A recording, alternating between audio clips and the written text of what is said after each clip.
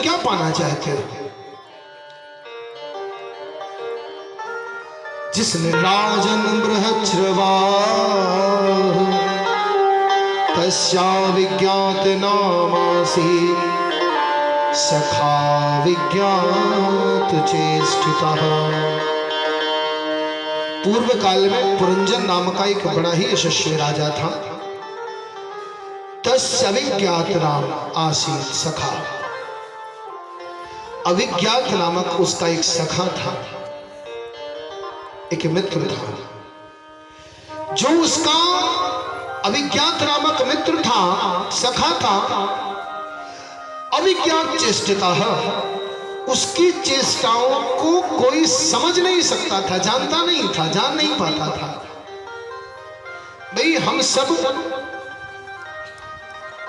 में जो आत्म तत्व परमात्मा तत्व है, हम सब के अंदर जो बसा हुआ ईश्वर है, वो हमको सदैव किसी ना किसी रूप में सत्कर्म करने की ही प्रेरणा देता है, सद्मार्ग पर ही चलने की प्रेरणा देता है। फिर हम अपने प्रकृति जनित गुण और स्वभावों के अनुसार, अपनी रुचि के अनुसार उन कर्मों को तय करके उस मार्ग पे बढ़ते हैं।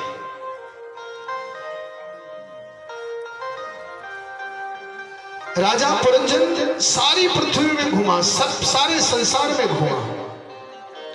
उसकी इतनी इच्छाएं थी, इतनी इच्छाएं थी, इतनी लालसाएं थी कि सारे संसार में भ्रमण करते हुए भी उसको अपने लालसाओं की पूर्ति का स्थान कहीं नहीं दिखा। भटकता रहा, भटकता रहा। ये जीव भी भटकता रहता है, इसकी लालसाएं कभी पूरी नहीं होती।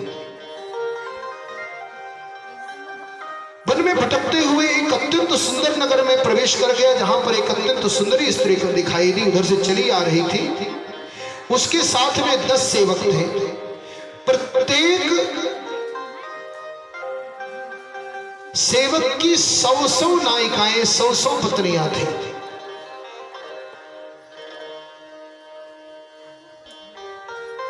एक 5 फन वाला सांप भी था उसके साथ में, और एक द्वारपाल भी था।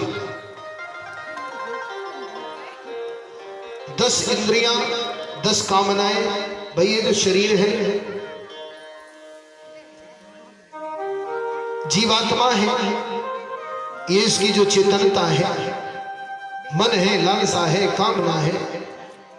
10 इंद्रियों से निर्मित ये शरीर, शब्द, रूप, स्पर्श, गंध, ऐसी 5 फन जो सदैव हमें जिनकी पूर्ति में, सदैव जीव की पूर्ति में लगे रहते हैं, सदैव नेत्रों के दर्शन की पूर्ति में लगे रहते हैं, सदैव अच्छा अच्छा सुगंध लेने की पूर्ति में लगे रहते हैं।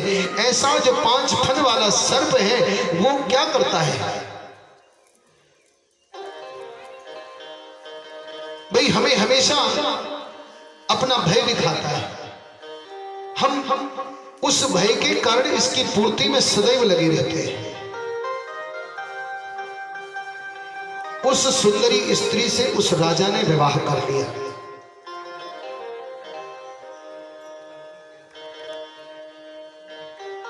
विवाह करने के उपरांत जिस नगर पे गया, उस नगर में 9 दरवाजे थे। बड़ा सुंदर सा भजन है, अगर स्मरण हो।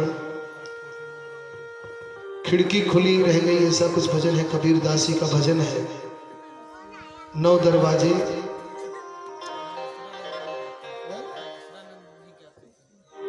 जाने कौन सी खिड़की खुली थी, सजना क्या निकस गए, ऐसा कुछ है, मुझे स्मरण नहीं हो रहा है।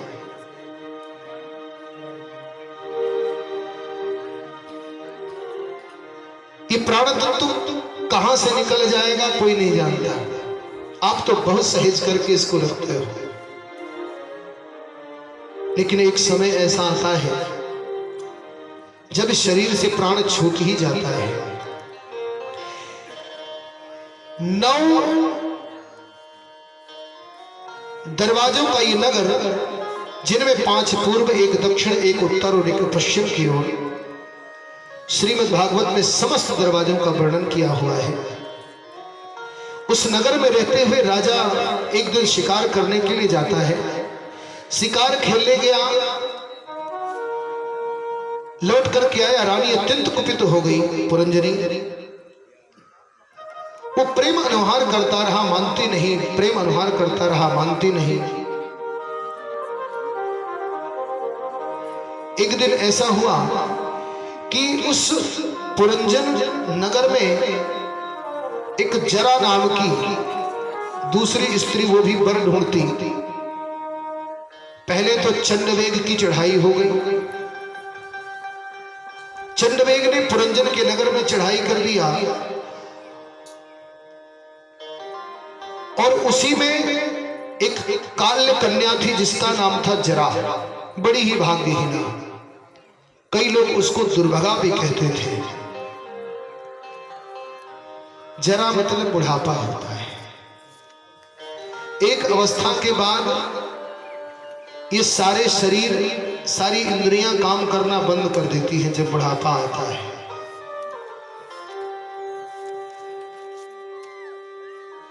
पुरंजन ने न चाहते हुए भी भय के मारे उस जरा के साथ में संबंध कर लिया। अब संबंध कर लिया तो जिस पुरंजनी से विवाह हुआ था, अब वो इतनी खतरनाक थी कि उसको तो छोड़ना ही पड़ेगा। और पुरंजन ने उस जरा के साथ में संबंध करके इस नगर को छोड़ करके चला गया। दोबारा जन्म हुआ तो एक स्त्री के रूप में जन्म हुआ, फिर से स्त्री के रूप में जन्म हुआ तो कलिंग देश के राजा के साथ में उसका विवाह हुआ। विवाह हुआ, फिर से पुत्र पौत्रादिक हुए, वृद्धावस्था को प्राप्त हुए। अब वो राजा मर गया तो वो जो पुरंजन था, जो स्त्री के रूप में जन्मा था, वो अब सती होने के लिए चल पड़ा। तो जो उसका मित्र था अभिज्ञात वहां पर आ गया। बोले अभी तेरा पेट नहीं भरा, इतना सब कुछ भोगने के बाद भी अभी तेरी चेतना नहीं जगी, तो कितनी बार जन्म लेगा, कितनी बार मरेगा? मुझे पहचान, मैं तेरा मित्र हूं, मैं अभिज्ञात हूं। अभिज्ञात मतलब जिसे कोई नहीं जानता। स्मरण दिलाया,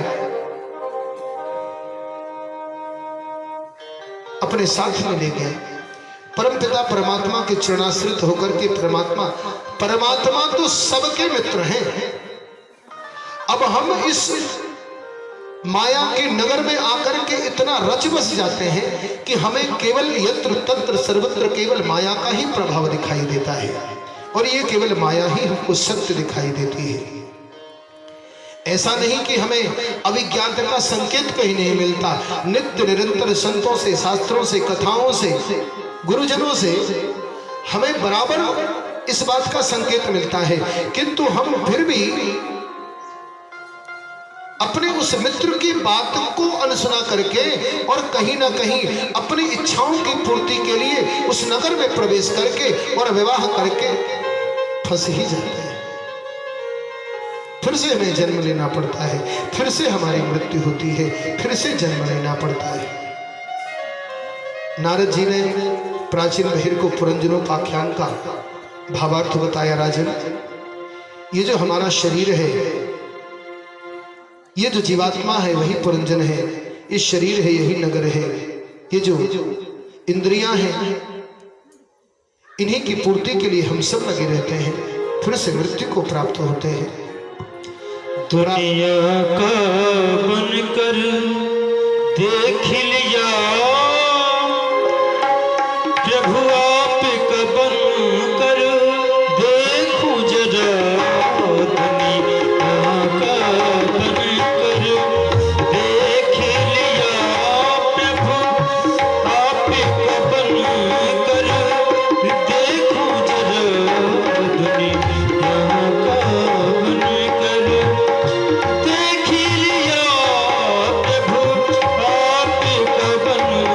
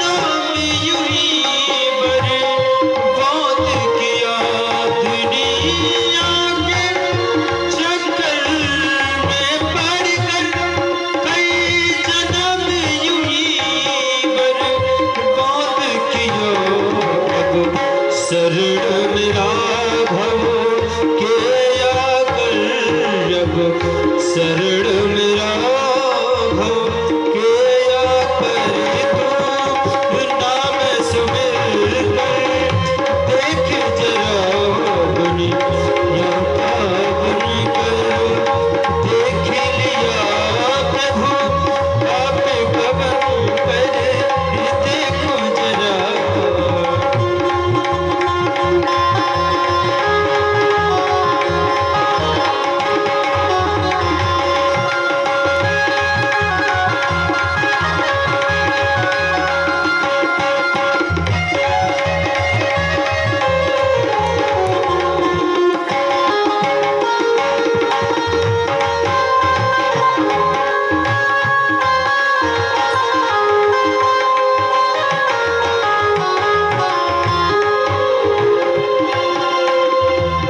प्रभु नामों में कितनी मस्ती है यह पूछो इन दीवानों से प्रभु नामों में कितनी मस्ती है यह पूछो इन दीवानों से इस प्रेम के प्याले को प्राणी इस प्रेम के प्याले को प्राणी के बार तो पी कर देख जरा दुनिया का बन कर देख लिया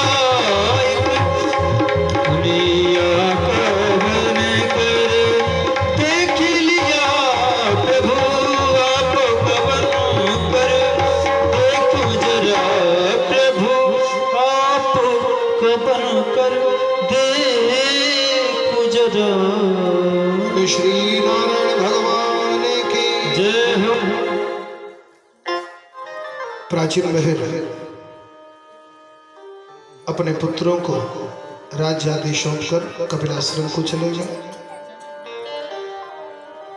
अब इधर प्राचीन बहिर के जिन पुत्रों का वर्णन किया था प्रचेताओं के, विदुर ने प्रश्न किया प्रभु आपने जिन प्रचेताओं का वर्णन किया था उन्होंने रुद्र गीत गा करके क्या भगवान श्री हरि को प्रसन्न कर किया? अगर प्रसन्न किया तो फिर क्या सिद्धि प्राप्त करी?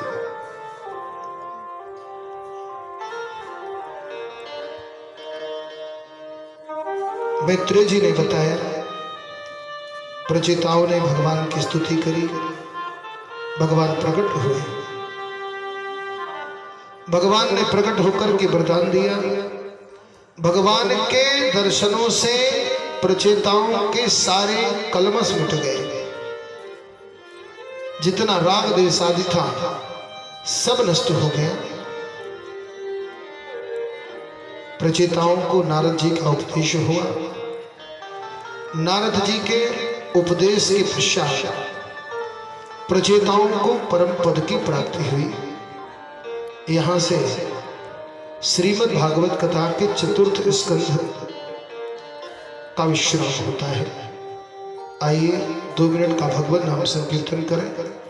तत्पश्चात जड़ भरत चरित्र की ओर चलते हुए अभी हम चतुर्थ स्कंद में महाराजा उत्तानपाद का चरित्र सुन रहे थे। पंचम स्कंद में महाराज प्रियव्रत के चरित्र की कथा सुनेंगे। 2 मिनट का भगवान नाम संकीर्तन। हे कृष्ण गोविंद हरे मुरारे, हे नाथ नारायण वासुदेव, हे कृष्ण गोविंद हरे मुरारे, हे नाथ नारायण वासुदेव, हे नाथ नारायण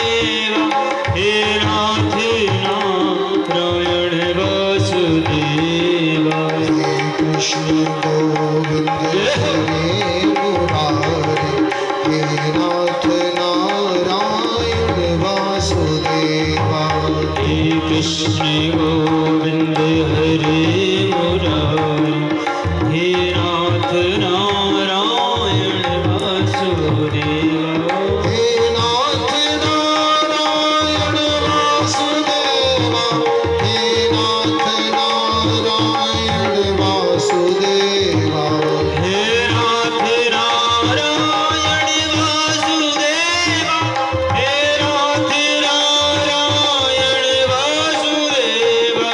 हे नाथ नारायण वासुदेवा, हे कृष्ण गोविंद हरे मुरारी, हे नाथ नारायण वासुदेवा। श्री कृष्ण गोविंद हरे मुरारी, हे नाथ नारायण वासुदेवा। बोलो श्री वृंदावन बिहारी लाल की। इस कथा को श्रवण कौन कर रहा है?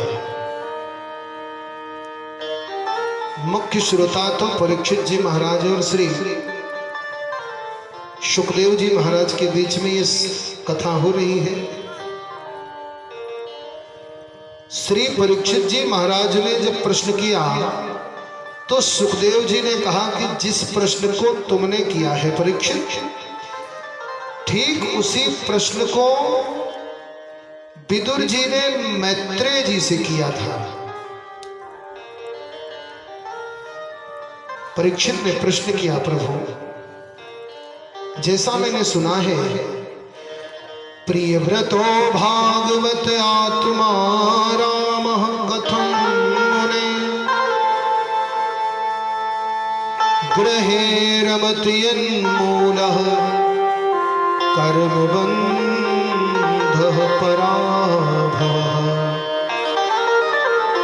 जैसा मैंने सुना है कि महाराज प्रियव्रत तो बड़े ही भगवत भक्त थे और आत्मा राम थे, आत्मा में ही रमण करने वाले थे। अब जब भगवान के भक्त थे और आत्मा राम थे तो फिर गृहस्थ आश्रम में उनकी रुचि कैसे हो गई? इस जंजाल में फंसने के कारण मनुष्य को अपने स्वरूप का बोध नहीं रहता है, अपने स्वरूप की विस्मृति हो जाती है और वह कर्म बंधन में बंध जाता है। प्रियव्रत तो इन सब से अच्छी तरह से इस विषय को जानते थे, उनसे ये विषय छूटा तो नहीं था। फिर वो कैसे इस संसार में फंस गए? सुखदेव जी ने बताया, परीक्षित जो तुमने प्रश्न किया है ना, ये बड़ा ही उत्तम प्रश्न है। भाई ऐसा नहीं कि गृहस्थ आश्रम में रह करके आप भजन नहीं कर सकते हो। भाई कपिल मुनि का व्याख्यान कल हुआ था। देवहूति ने ये प्रश्न किया कि इस संसार के भोगों को भोगते भोगते मेरे मन में एक अपराध बोध हो गया। उस अपराध बोध के कारण मुझे ऐसा लगता है कि मेरा ये सारा जीवन निष्फल हो गया।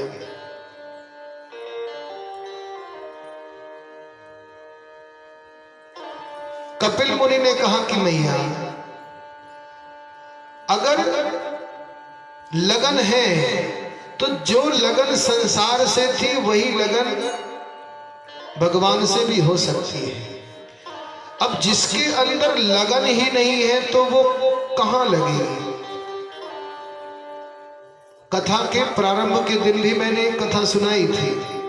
अगर आपके अंदर प्रेम का बीज है तो उस प्रेम के बीज का अंकुरण सिर्फ तब फूटेगा जब उसको जमीन उस तरह की मिलेगी।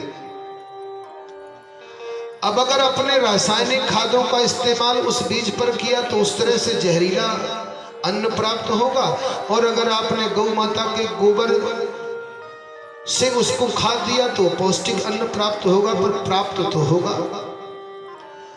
अब तय आपको करना है कि उस बीज का बीजारोपण कैसे करना है और उसमें खाद और पानी कैसे देना है।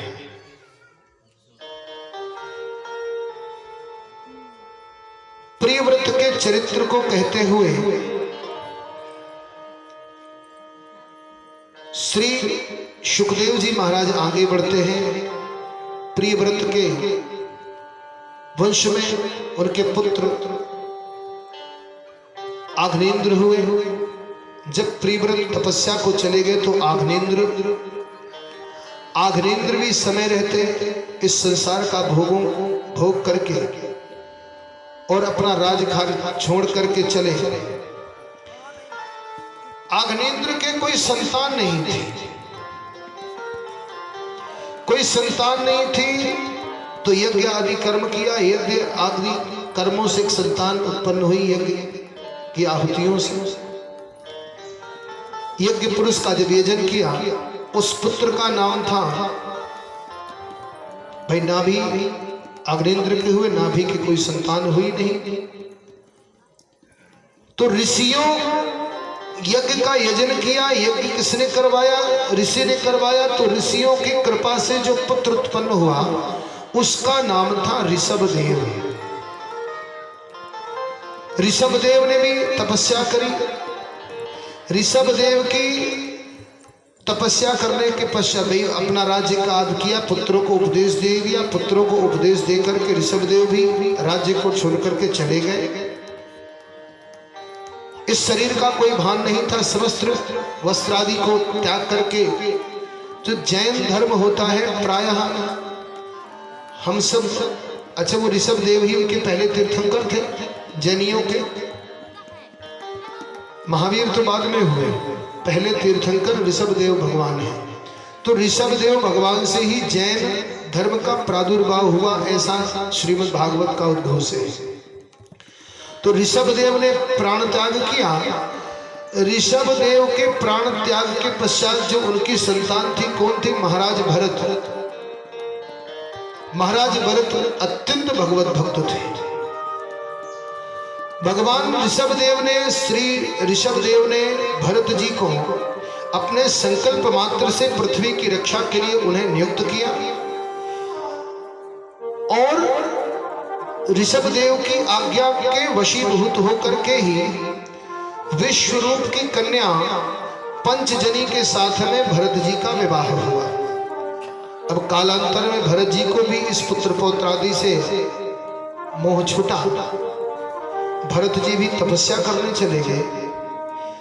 भरत जी तपस्या करने गए, संसार का मोह तो छोड़ दिया, लेकिन संसार का मोह छोड़ने के बाद भी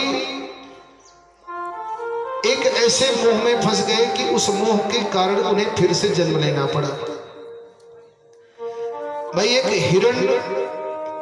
हिरणी वन में भटक रही थी, सिंह शिकार करने के लिए गया। हिरणी के जो शावक हुआ, उस शावक को जन्म दिया।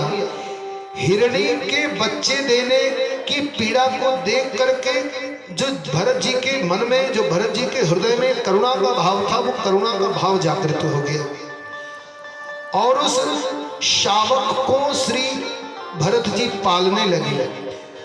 इतना अनुहार हो गया कि फिर भजन में मन नहीं लगता था, निरंतर उस हिरणी के बच्चे में ही लगे रहते थे।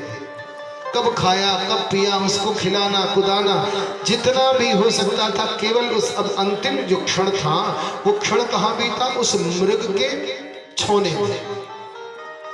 अंत समय में हम जिस बात को स्मरण रखते हैं, हमारी स्मृति में जो अंत समय में रखते हैं, उसी स्मृति के अनुसार हमारा फिर से जन्म होता है। ये शास्त्रों की बात है। जीवन भर जिसका अभ्यास होगा, अंतिम समय में निश्चित रूप से, भले ही आप कितना भी अंतिम में भजन करने का प्रयास करें, लेकिन जो आरंभ का अभ्यास है वो आरंभ का अभ्यास नहीं छूटता, अपने आप वो अभ्यास आ ही जाएगा। और अंत समय में जो स्मृति रही उसी के अनुसार आपका फिर से जन्म होना है। अब आसक्ति उस मृग के छोने में थी, लेकिन तपस्या किया था, इस कारण से भरत जी का एक ब्राह्मण कुल में जन्म हुआ। भाई पहले तो मृग के रूप में जन्म हुआ, लेकिन स्मृति नाश नहीं हुई, स्मरण रहा, इसलिए बिल्कुल अपने उसी स्वरूप का चिंतन करते रहे। जब मृग से शरीर, मृग का स्मरण किया था इसलिए मृग का शरीर मिला। अब अपने स्वरूप का ध्यान करते हुए फिर से शरीर छूटा, तो अब ब्राह्मण कुल का में जन्म हुआ। अच्छा, ब्राह्मण कुल में जन्म क्यों हुआ? ये शरीर ही ऐसा है जिसके माध्यम से आप साधन आदि करके मोक्ष की प्राप्ति कर सकते हो। आप सोचो कि देवताओं के रूप में आपका जन्म हो जाएगा, देवताओं के अंदर सामर्थ्य नहीं कि वो मोक्ष की प्राप्ति कर सके। अगर तपस्या करनी है, मोक्ष प्राप्त करना है, तो मानव के रूप में ही जन्म लेना पड़ेगा, क्योंकि साधन धाम मोक्ष कर द्वारा। ये जो शरीर है ये साधनों का धाम है, ये मोक्ष के दरवाजे तक पहुंचाता है। भरत जी का जन्म हुआ ब्राह्मण कुल में। अब श्री भरत जी कुछ करते नहीं, अब उनके अपने उस नित्य स्वरूप का चिंतन होता है, अपने उसी नित्य स्वरूप में रहते हैं। अपने से कोई युक्ति नहीं, कोई जुक्ति नहीं, जो जिसने जैसा कह दिया वैसा करना है। अब लोगों ने नाम रख दिया क्या? बोले एकदम जड़ बुद्धि का है, जड़ है। किसी ने लगा दिया, सुन ले बावरे, चल इधर ये काम कर, तो वही काम करेगा जब तक कोई मना नहीं करेगा कि दूसरा काम कर। भाइयों ने लगा दिया, भाई भाई थे तो भाइयों का प्रेम तो ठीक था, भाई भाभियां थी, उन्होंने कहा ये खाता पीता यहाँ पड़ा रहता है, व्यर्थ का दाना तोड़ता है, इसको खेत में लगाओ, कुछ ना कुछ काम करो। सो भाइयों ने कहा चल तुझे आज क्यारी बनानी है। महाराज क्यारी ऐसी बनाई कि पूरा मिट्टी खोद करके पहाड़ का ढेर लगा दिया। बोले किसी लायक नहीं, हटाओ इसको यहाँ से। क्या फर्क पड़ता है? सो भरत जी घर छोड़ करके निकल गए। एक वन के समीप बैठे हुए थे, कुछ दस्यु घूम रहे थे। उनके राजा को, सरदार को देवी मां की आराधना करनी थी, प्रसन्न करना था, इसलिए बलि की आवश्यकता से सो देखा ये हट्टा कट्टा मोटा तगड़ा आदमी, इसको उठा ले जाओ, मैया खूब प्रसन्न होगी। सो उसको ले गए। जानते थे ये दस्यु है, मेरी बलि चढ़ाने जा रहे, फिर भी कोई प्रतिकार नहीं। ले जाकर के खड़ा किया, बोला ये चल इधर सर रख, तो वहां सर रख दिया। जैसे ही उस सरदार ने अपनी खड़क उठाई, इसका वध करना है, वैसे ही आदिशक्ति जगत जननी जगदम्बिका का वहां पर प्रादुर्भाव हुआ, एकदम से प्रकट हुई। बोले दुर्गा मैया की जय हो। अम्बे मां में तेरा लालो दिन रात ढूंढता हूँ। अम्बे मां में तेरा लालो दिन रात ढूंढता हूँ। अम्बे मां में तेरा लालो दिन रात ढूंढता हूँ। वाणी के स्वर को सजा दे मेरी माँ, मेरा अंधकार मिटा दे मेरी माँ। वाणी के स्वर को सजा दे मेरी माँ, मेरा अंधकार मिटा दे मेरी माँ। एक पल की बात छोड़ो, एक पल की बात छोड़ो, दिन रात ढूंढता हूँ। अम्बे मां में तेरा लाला दिन रात ढूंढता हूँ।